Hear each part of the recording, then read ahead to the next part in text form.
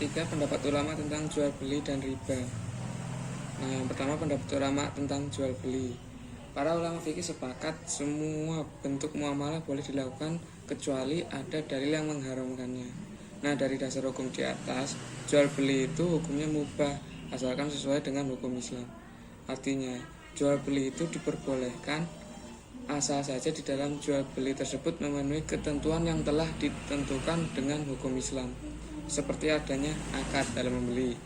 Jika jual beli tidak memenuhi syarat terjadinya akad tersebut batal jika tidak memenuhi syarat sah.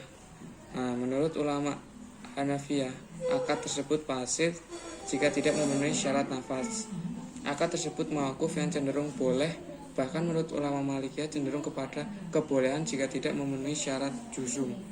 Akad tersebut mukhayyar, yang maksudnya pilih-pilih, baik khiyar untuk menetapkan maupun membatalkan. Nah, yang kedua pendapat ulama tentang riba. Ulama fikih sepakat bahwa muamalah dengan cara riba hukumnya haram. Ulama fikih membagi riba menjadi dua macam. Ada riba al-fadl dan riba al-nasi'ah. Nah, riba al-fadl adalah riba yang terjadi pada jual beli barter, yaitu kelebihan pada salah satu jenis harta yang diperjualbelikan dengan ukuran syara. Menurut ulama Hanafiyah dan Hanabilah, bahwa ilah hukum larangan riba fadl itu adalah kelebihan barang atau harga dari benda sejenis yang diperjualbelikan melalui alat ukur al-waz, yaitu timbangan, dan al-kail, yaitu takaran.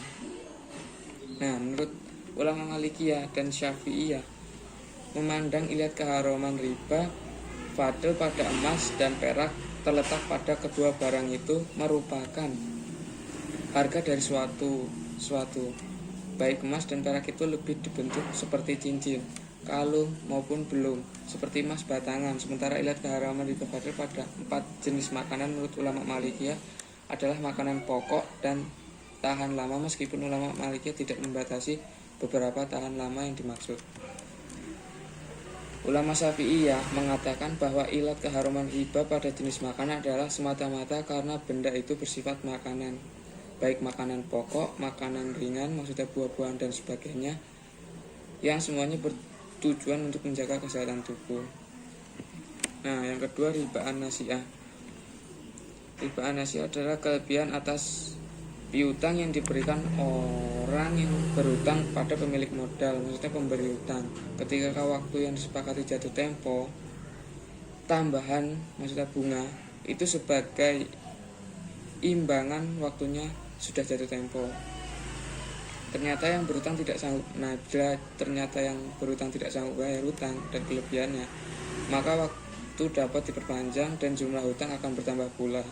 Mengacu pada pengertian riba sebagaimana yang telah disebutkan di muka di atas, riba an-nasi'ah tidak hanya terjadi pada hutang piutang saja, melainkan juga bisa terjadi pada jual beli barter barang yang sejenis maupun tidak sejenis.